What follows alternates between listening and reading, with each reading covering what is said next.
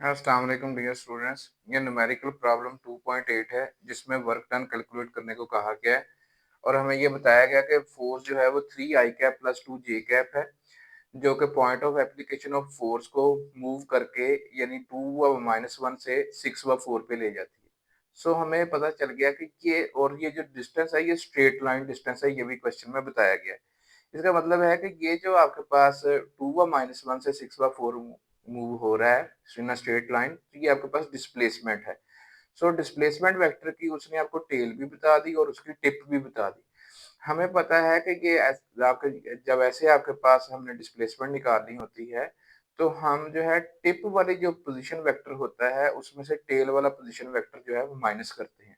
सो हमारे पास डिस्प्लेसमेंट आ सकती है, हम R2 पोजीशन वेक्टर में से R1 पोजीशन वेक्टर जो है वो माइनस कर देंगे और R2 कौन सा होगा, ये टिप का होगा और R1 जो है वो टेल का पोजीशन वेक्टर होगा।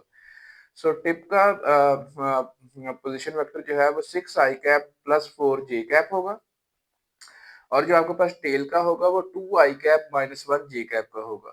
सो 6 आई कैप प्लस 4 जे कैप माइनस ये टेल वाला आ गया 2 आई कैप माइनस 1 जे कैप। अच्छा, अब ये जो नेगेटिव साइन है जब ब्रैकेट खुलेगी ये इनसाइड इनकी जो साइंस है उनको चेंज कर देगा। सो ये 2 आई कैप प्लस का था माइनस का हो गया, माइनस 1 जे कैप था ये प्लस 1 जे कैप हो गया। 6 आई कैप माइनस 2 आई कैप आपके पास 4 आई कैप और 4 जे कैप प्लस 1 जे कैप 5 जे कैप। सो हमारे पास फोर्स भी आ गई और डिस्प्लेसमेंट भी आ गया। आपको पता है कि वर्क जो है वो फोर्स और डिस्प्लेसमेंट का डॉट प्रोडक्ट होता है।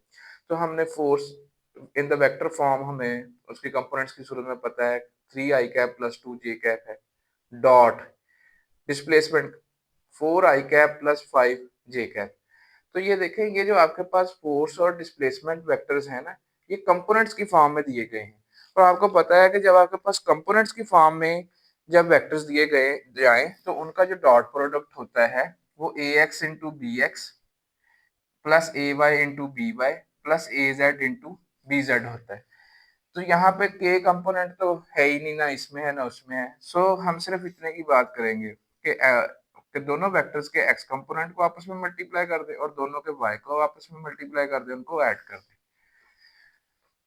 3 मल्टीप्लाइंग विद दिस 4 यानी दोनों के आपने जो एक्स कंपोनेंट्स है उनको मल्टीप्लाई कर दिया।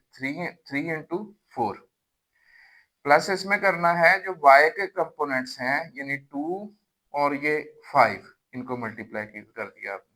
बाल बच्चे गलती करते हैं, यहाँ भी साथ में आई जे वगैरह लिख देते हैं, इसमें आई जे वगैरह नहीं लिखने हैं। ये सिर्फ आपके पास देखें कि उसके कंपोनेंट्स की जो एक्स के लॉन्ग है उसकी मैग्नीट्यूड है, डायरेक्शन तो उसकी आई कैप है वो हमने इस्तेमाल नहीं करनी है, सिर्फ आपके पास ए एक्स इंटू बी एक्स है।